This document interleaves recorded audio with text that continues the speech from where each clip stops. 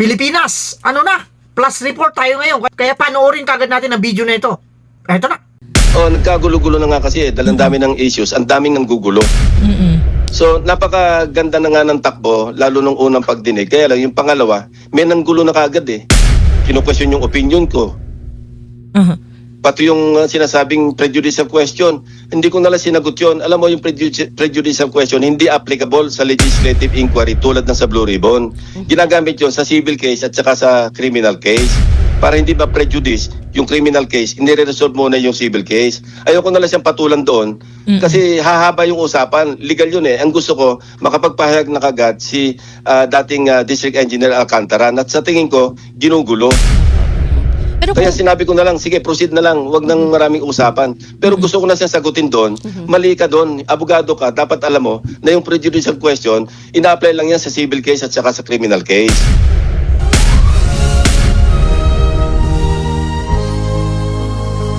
Pro Tempore, Senator Panfilo Lacson. Magandang umaga po, Senator, and welcome po muli sa Super Radio DCWB. Good morning, sir. Magandang umaga. Isa, Nimpa, magandang umaga sa atin lahat. Ayan, salamat po sa pagpapaunlak kahit po boses parang may abot sipon si Senator. Opo, Senator, ito po, kagad-agad yung tungkol po sa investigasyon ninyo sa mga maanumalyang flood control projects. May mga nagtatanong po, bakit ho walang hearing nitong nakarang isang linggo at canceled ito pong supposedly ay nakaschedule po na hearing sa Wednesday, sir? Okay, nung Friday, tumawag kasi nag-text si Senator JV Ejercito, no? Nakikiusap siya kung pwedeng matawag sa pagdinig yung Regional Director ng 4B na may Meropa, Pakanan. So sabi ko, sige, mag-schedule tayo. Kaya lang, chinek ko na rin para ma-maximize yung diskusyon. Chinek ko na rin yung opisina ng Executive Judge ng Manila kasi nagsasagawa ng investigation. Katunayan, pinadala ko yung mga specimen signature ni Atty. Espera. Kasi sumulat siya sa Blue Ribbon, so meron kaming standard signature niya. At kailangan niya para ipabusisi sa NBI, no, sa handwriting expert. Nasa gano'n, malaman ko sino sa kanila ni Gutesa nagsasabi ng totoo. At the same time, pinatawagan ko yung DOJ kung totoo bang merong tell-all affidavit yung mga diskaya. Pareho ang tugon, hindi available, at yung sa Executive Judge, pinadala sa NBI pa, yung specimen signatures ni Atty. Espera, kaya mga kulang daw isang linggo bago lumabas yung resulta. Ganun na din DOJ, medyo parang vacillating yung mag-asawa at hindi raw talaga definite kung talaga magte-tell all o hindi. So having said that, tumawag pa si Senate President Soto, sabi niya, may mga kasama yata kami na wala na dito sa Metro Manila dahil nga nag-suspend yung session. At pangalawa, merong pakiusap ni si Senator Sherwin Gatchalian na kung pwedeng ma-prioritize yung budget deliberation, budget hearing sa committee. Dahil nga pagkatapos ng break namin, isa-submit na itatransmit ng House yung tinatawag na House Gab. Opo. So may conflict pa rin sa Commission on Appointments kasi meron kaming pagdinig sa Wednesday. So yun ang mga sabi ko, sige, di-postpone na lang muna natin, cancel na muna natin. Tingnan natin kailan magluluwag at doon tayo tumawag ng pagdinig. So ang status po ngayon ay suspended, sir, ang investigasyon ng Blue Ribbon Committee? Suspended pa rin kasi suspended naman yun nung nakaraang pagdinig eh. So nananatiling suspended until further notice kasi hindi natin alam kung kailan magkakaroon ng puwang para sa susunod na pagdinig. Katunayan, nakaready na nga yung subject to my approval, yung guest list, no? Tentative.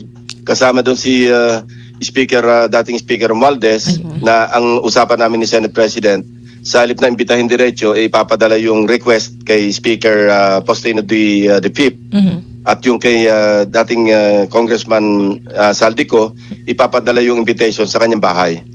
Kasi yung po yung nagiging insinuation, Senator Lacson, na ang palibasa nabanggit na si Romualdez at tigil yung investigasyon. Iyan ang mga binabanat ng mga ilang netizens, lalo yung mga bashers. Ganito lang yan. Alam nyo, lahat ng chairpersons, lahat ng komite sa Senado o sa Hausman, we serve at the pleasure of our peers. Kasi elected kami ng aming mga peers, particular now, primarily, ng members na majority bloc. So may mga, sabihin na natin, may mga disappointment na in-express yung aking mga kasamahan sa Senado. Narinig natin si Senator JV, Senator Sherwin, ganoon din, nakapag-express ng kanilang sentimiento. Now, sabi ko, hindi naman ako nagsisilbi bilang chairperson ng Blue Ribbon Committee at the pleasure of the President of the Philippines, at the pleasure of netizens, at the pleasure of bashers, at not even at the pleasure of the public. Apo. I serve at the pleasure of my peers, no? At kung nagkukulang na ng magtitiwala yung aking mga kasamahan, yung especially kung mas marami sa kanila, hindi na masaya sa aking pag-handle sa Blue Ribbon, maybe, yun na, naisip ko na rin ito, maybe stepping down is an option. Aha. Sir, kino-consider niyo po yan?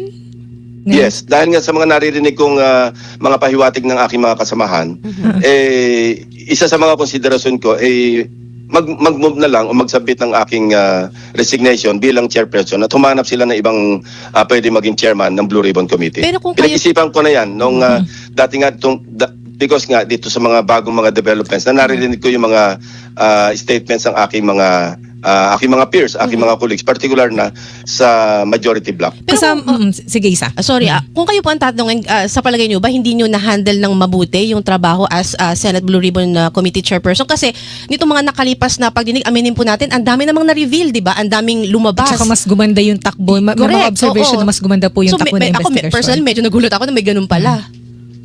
Kung akong tatanungin, siyempre sasabihin ko, maayos ang aking pag-handle. Dangan nga lang, lagi may gumugulo. Hindi pa nga nagsisimula yung pagdinig, pagkatapos ng call to order, meron na agad ng gugulo. So doon nagkakaroon ng perception na hindi maganda yung pag-handle. Pero I think, and I honestly think na maayos yung aking pag-handle. Pero sabi ko nga, nagsisilbi naman ako bilang chairman at the pleasure of my peers. Kung wala silang tiwala sa akin, kung mayroon sa kanila walang tiwala, then hindi naman ako ganun kamanhid para hindi ko maramdaman yon dahil nga nakapag-express na sila ng disappointment. Opo. At kung ang dahilan dahil meron nasa sangkot, meron mga pangalan ng aking mga colleagues na nababanggit. Sabihin na natin, dating Senate President Escudero, si Senator Estrada, Senator Villanueva.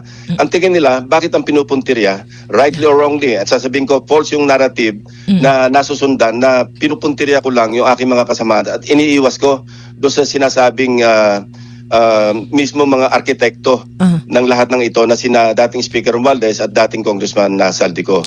Well, I'm telling you, that's a false narrative. Pero kung ang pananaw ng aking mga kasamahan sa mayorya, gano'n na nga ang tinutumbok na direksyon ng Blue Ribbon Committee hearings, sino naman ako para mag-insist na mag-chair pa ng committee? Opo, pero nakausap niyo na po si Senate President Soto regarding po dyan, sa usapin na yan? Hindi pa. Nagka-craft ako actually ng letter papunta sa kanya, pero ito kailangang i-manifest sa floor. So magpe-plenary session naman kami bago matapos yung ito bago mag-recess. So palagay ko doon ko dapat ihayag ito. Pero yun nga, dahil nga sa aking pananaw, dahil nga sa aking mga naririnig na mga pahiwatig na aking mga kasama, hindi naman ako ganong kamanhid o hindi rin ako ganong kasidye ang kagustuhan na maging chairman ng Blue Ribbon Committee. Maybe sa kanilang pananaw, merong mas magandang pwede mag-handle, di iwanan ko sa kanila yon. Senator, ito po, total nabanggit po ninyo yan. Si Senator Cheese Escudero po, noong tumayo sa plenary nung nakaraang linggo, sabi niya, ito pong takbo ng investigasyon ay batay sa script ni Congressman Romualdez. Oo. Kasi mga senador ang tinitira sila na mga nagboto against the impeachment ng Vice President at yung basically script daw po ito ni Congressman Romualdez. Kayo po yung namumuno doon sa investigasyon ng Blue Ribbon Committee. So ano po ang inyong tugon dito, sir? Yun nga yung sinasabi ko, false narrative yon, pero mukhang yun ang pumasok na rin sa isipan ng iba kong mga kasamahan sa mayorya. So, rightly or wrongly, kung ganun ang kanilang pananaw, wala rin ako magagawa. Hindi naman natin madidiktahan kung ano yung perception na sinusundan nila. Sir, kasama din po ba sa inyong consideration sa pag-iisip ninyo na magbitiw bilang chairman ng Blue Ribbon Committee yung sinabi ni Senator J.V. Ercito na hinanakit po ng ilang mga senador sa majority block, nasa 4 or 5 daw po sila na nagbalak umalis sa majority block dahil dun sa nabanggit po ninyo na may 100 billion pesos na insertion sa 2025 national budget at lahat halos ng mga senador ay nagpasok. Ang kinasasama po ng loob ay parang you are burning the house down daw. Parang burning the house down, nalilingatan na ang tunay na pinag-ugatan ng problema ay Kamara. Parang napupunta po sa Senate ang focus. Actually, nag-usap kami ni Senator JB at sinabi niya na yung kanyang pahayag na yon nangyari bago kami mag-caucus, yung majority caucus, na kung saan pinuluanag ko naman sa kanila kung ano yung overarching reason kung bakit ko binanggit yon. Hindi para patungkulan, hindi para ibagsak yung aking mga kasamahan, kundi para magising lang kami sa katotohanan na galit na talaga rin yung mga tao at magunos dili na kami doon sa napakalalaking mga insertions. Ano? Hindi ko naman sinabing yung insertion illegal or improper. Kasi ang insertion amendments yan, piniliwanag na rin yan ni Senate President Soto doon sa kanyang manifestation nung after nung aming majority caucus. At ganoon din naman ang aking pahayag. Walang masama sa amendments. Kung nagkaroon tayo ng amendments, hindi naman masama yun. Ang masama, kung sa amendments mo ba, naglagay ka ng proyekto, mga infrastructure project, flood control man o hindi, pagkatapos nakialam ka sa implementasyon at gumawa ka ng komisyon. Yun ang illegal. Yun ang talagang hindi karapat-dapat.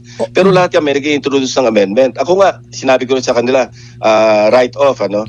Yung meron na nga akong amendment na i-introduce sa 2026 budget kasi napuna ko yung budget ng AMLAC, ano? Napakaliit, binawasan pa ng alahati. So sabi ko, ito, amendment ko na ito, pinagpapauna ko na i-restore ko yung kanilang hinihiling sa National Expenditure Program na kinatas sa NEP.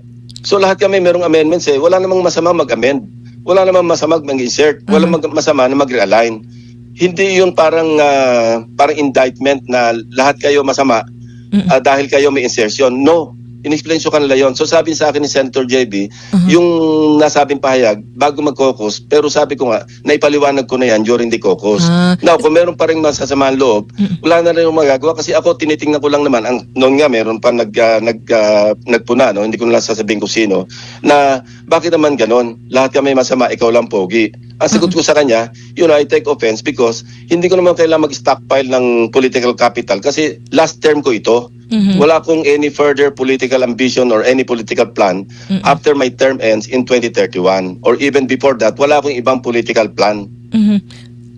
Baka din po kasi So, sana wag ako paghinalaan na nagpapapogi at the expense of my colleagues. Mali po yun. Senator, maari ho ba na kaya sila nagdamdam nung sinabi ninyo na halos lahat merong insertion, maring nag-worry na ilabas ninyo yung pangalan. Siyempre po, mangangamba yung pag sinabi kasi nag-insert na.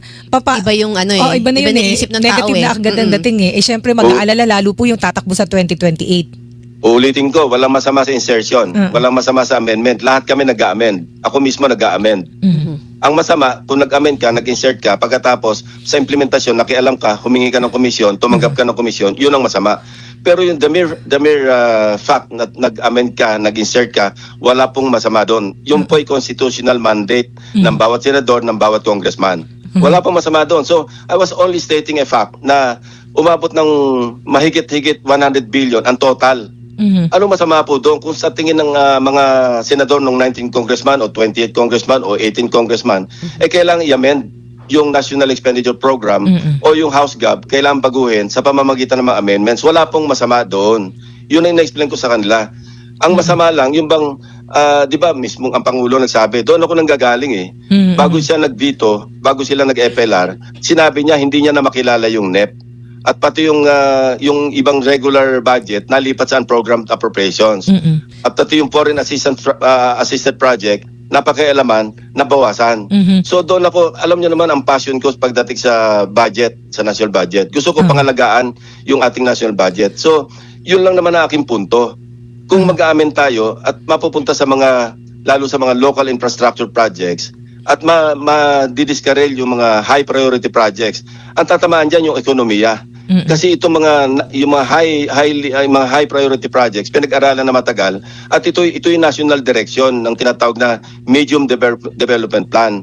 Kung pati yun nasaktan, natanggal at nalipat sa mga pet projects ng kung sino, yun ang parang sa akin lang, hindi naman sana ganun kalaki. No? Dati naman kami nag-a-amend pero hindi umabot sa Senate pa lamang. Lalo sa House, mas malaki. Opo. So sir, siguro din, masama din kasi dun sa amendment o insertion, pag halimbawa yung in-insert na punta doon sa favored na kontratista, bukod dun sa nakialam doon sa implementation. Pero sir, binalak nyo po ba na ilabas yung pangalan ng almost all senators na nag-insert? Kasi malamang po yun ang pinangamba, tama ho ba? Kasi kakabit yun sa pangalan nila lalo mag-eleksyon.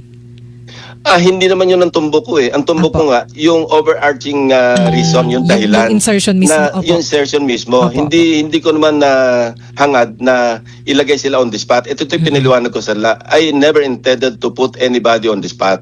Yung sa akin, yung kabuuan, yung magbago tayo ng polisiya pagdating sa legislation, lalo sa deliberation national budget, medyo bigyan naman natin ng konting galang yung pinag-aralang National Expenditure Program na kung saan nanggaling ito sa mga local development plans at ito'y na-endorso ng regional development councils.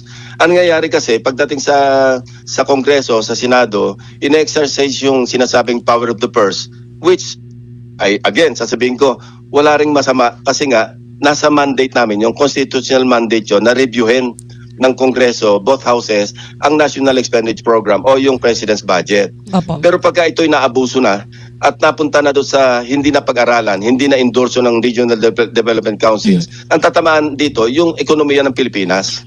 Aha. Ayun. Sir, ito po, mabalik lang po namin doon po sa investigasyon. So sir, basta tuloy pa rin po yung investigasyon. Nandyan pa rin po yung planong imbitahin sina Congressman Romualdez at Congressman Zaldico. It's a matter of yung pecha lang po, yung setting po ng pecha, sir. Mulat sa pool, sinabi ko naman yun eh, kung saan kami dadala ng ebidensya. Kasi noon, pinipilit nila imbitahin agad si Speaker Romualdez. Ano basihan? Katunayan, nung bago pa lumabas si Sergeant Gutesa, gusto na nila imbitahin eh. Anong basis? Nung lumabas si Gutesa, okay, maski merong doubt, pero binibigyan ko pa rin ng halaga na yung kanyang, sabihin na natin may question yung pag-notarize ng kanyang affidavit. Pero sinumpang salaysay niya pa rin yun sa harap ng Blue Ribbon Committee. Opo.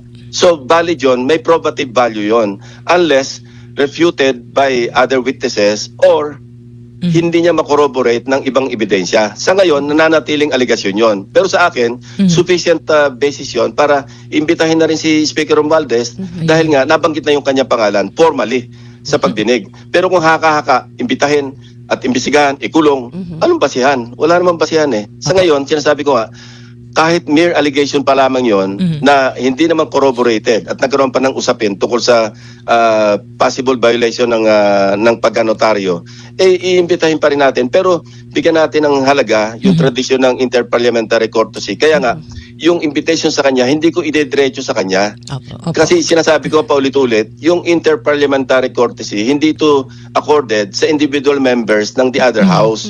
Kundi sa Ito'y institution. accorded sa House of Representatives. Kaya idadaan ko, nag-usap na rin kami ni Senate President dito. Iko-course ko yung invitation through the House Leader, Opo, kay it is- Speaker D. So pagka po halimbawa yung interparliamentary courtesy, sir, iiral din po ba pag halimbawa humarap po si Congressman Romualdez, si Congressman Zaldico malabo kasi nasa abroad. nasa ibang bansa pa. Kung halimbawa pong humarap si Congressman Romualdez, yung interparliamentary courtesy ay mag-extend po sa hanggang saan ito aabot? Yun ho ba po pwede ho ba siya o hindi siya pwedeng i-grill ng mga senador? Pwede ho ba siya i-confront halimbawa ni Senator Escudero?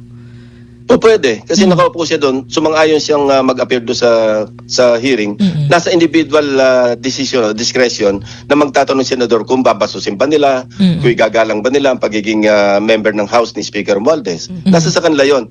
Personal decision namin yun, personal discretion at personal judgment namin yun. Opo. Senator Lacson, naging option din niyo po ba na ipaubayan na lamang po sa Independent Commission for Infrastructure yung investigasyon? Kasi yung Kamara po, ganun na yung ginagawa nila ngayon. Nagbibigay na lamang po sila ng mga documents, ng mga ebidensya at iba pang mga Wala ng hearing. transcript o wala ng Okay. hearing. Oo. Kayo ho ba, ganun ho ba yung kumbaga direksyon nyo rin na ipaubayan na lang sa ICI?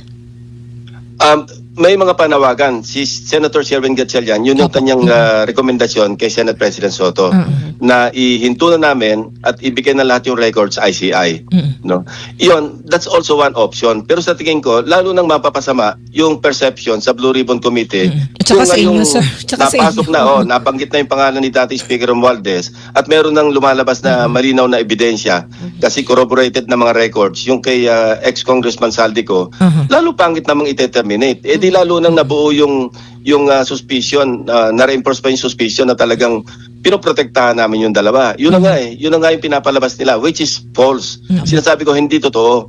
Lagi kong inuulit-ulit kung saan kami dadala ng ebidensya. Bakit? Opo. Makokontrol ko ba yung nagbanggit ng pangalan ni dating Senate President Escudero? Makokontrol ko ba yung nagbanggit ng pangalan ng dalawa ko pang o tatlo kong dating kasamahan at kasamahan sa ngayon? Hindi ko kayang makontrol yun eh. Pero Sabi kayo, ko nga, lalo kung saan kami dadala ng ebidensya, dito kami pupunta. Opo, tsaka sabi nyo nga ho, lalong marireinforce yung ganong perception na pagtatakpan. Kasi po, lalo na, pag tinigil ninyo, mapupunta sa ICI, ang ICI closed door. Oo, hindi siya open sa public, napapanood ng mga tao. Oh, nagkagulo-gulo na nga kasi dahil ang dami ng issues, ang daming nanggugulo. So, napakaganda na nga ng takbo, lalo nung unang pagdinig. Kaya lang, yung pangalawa, may nanggulo na kagad eh. Kino-question yung opinion ko. Pati yung sinasabing prejudicial question, hindi ko nalang sinagot yun. Alam mo, yung prejudicial question, hindi applicable sa legislative inquiry tulad ng sa Blue Ribbon. Ginagamit yun sa civil case at saka sa criminal case. Para hindi ba prejudice yung criminal case, hindi re-resolve muna yung civil case. Ayoko na lang siyang patulan doon kasi hahaba yung usapan. Legal yun eh. Ang gusto ko, makapagpahayag na kagad si dating District Engineer Alcantara at sa tingin ko, ginugulo. Pero Kaya sinabi ko na lang, sige, proceed na lang. Huwag nang maraming usapan. Pero gusto ko na siya sagutin doon. Mali ka doon. Abogado ka. Dapat alam mo na yung prejudicial question, ina-apply lang yan sa civil case at saka sa criminal case. Pero kung kayo po, Senator Lacson, yung tarang, hindi ho ba kayo nabibitin? Kasi suspended until further notice itong investigation. Yung mga nakalipas po ninyo mga pagdinig, marami na talagang lumalabas eh. May mga testigo rin po or resource person na nadadagdag patungkol po sa issue ng flood control project. Kung maghihintay pa po na matagal, baka mabitin din yung ating mga kababayan.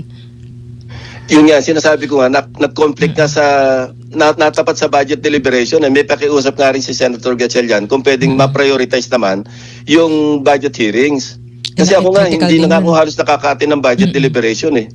Dahil nga, hindi lang naman sa pagdinig ang trabaho eh. Bago magkaroon ng hearing, siyempre magpiprepare ka. Ayun. At saka, sir, alam ko ayaw nyo hong patulan si Senator Rodante Marcoleta na parang palaging, binabantayan yung interview sa inyo. Oo nga eh, parang, alam mo, ewan ko ba, parang stalker eh. Lahat ng pati yung mga pinopost ko sa ex, binabanggit niya sa privilege speech. Tapos sasabihin niya, mahilig daw magpasaring. Eh, katakot-takot na pasaring nga yung ginawa niya. Pero sir, hindi kayo magiging komportable kung sa kanya mabalik yung Blue Ribbon Committee.